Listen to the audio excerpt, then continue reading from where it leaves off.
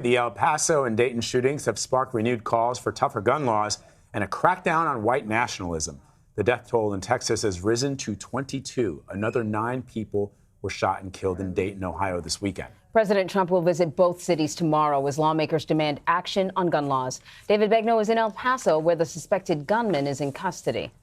Police now tell us the suspected shooter, Patrick Crucius, after driving 10 hours from his home in Allen, which is near Dallas, to El Paso, stopped at the Walmart on Saturday because he was hungry and randomly chose the Walmart to carry out his attack.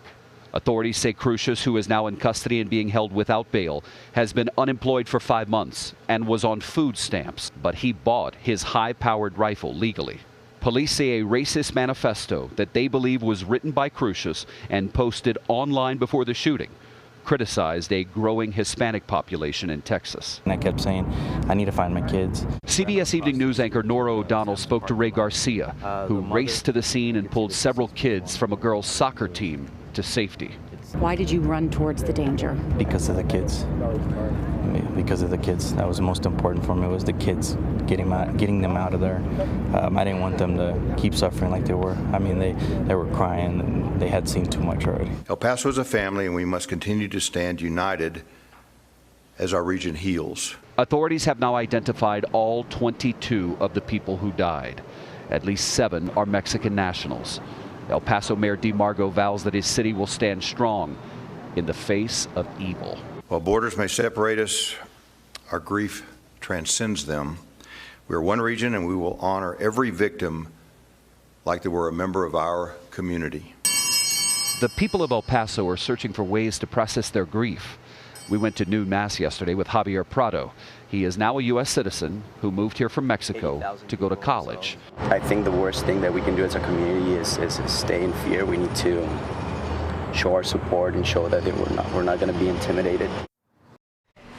David Begnaud is joining us now from El Paso, Texas, with more. David, we've gotten some more details now on the investigation into the suspected gunman and his movements ahead of the shooting. What can you tell us? Well, police say once he drove from his home in Allen, Texas, which is near Dallas, it was a little more than 10 hours. He apparently got lost in a neighborhood around here and was hungry, so he came to the Walmart.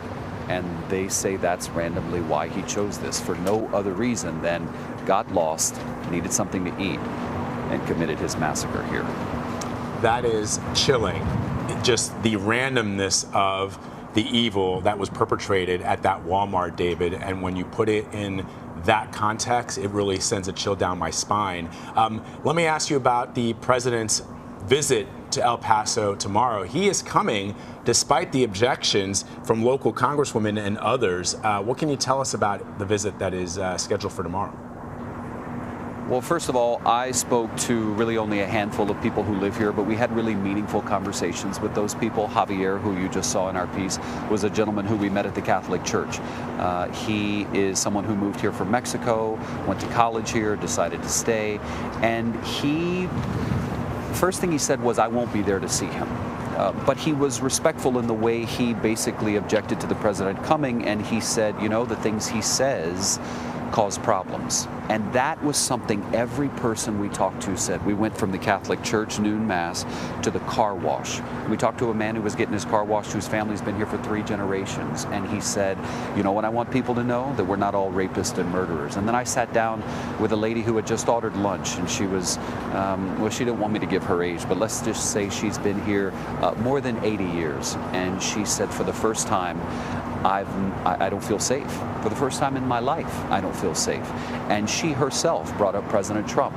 The people we spoke to said the president's anti-immigrant rhetoric, they believe, contributed to what happened. Those are not my words. Those are their words. The congresswoman you mentioned, Veronica Escobar, has said the president is not welcome. The mayor of El Paso invited the president, and he said it was his duty and obligation to do so. Do we know anything about what the plan is for the president when he arrives in El Paso? I know when it came to previous shootings, he maybe would go to hospitals, visit the victims, and in that way he sort of stayed out of the sight of cameras and perhaps away from controversy. We don't know yet. In fact, the White House hasn't even confirmed that he's coming.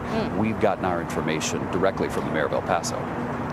You know, David, in your piece yesterday night for the CBS Evening News, you spoke to that man, Ruben Torres, who said, "We're not all rapists and animals." And, you know, it just struck me in seeing some of the reporting out there that there are people who are of Mexican descent but have been living in El Paso as American citizens for generations. Some of them predate even Anglo-Saxons that arrived, you know, in the 18th and 19th century. So I'm just wondering how they feel knowing that this individual came to their community, which, as you pointed out earlier, has one of the lowest crime rates in the country. I think people are not aware of that. They think perhaps that because El Paso is close to the Mexico border that it must be somehow more crime-ridden than it is. In fact, it's one of the safest cities in America. Yeah, here are the facts. El Paso had 23 murders last year. They had 22 at a Walmart. 23 last year, and 22 in this horrific act.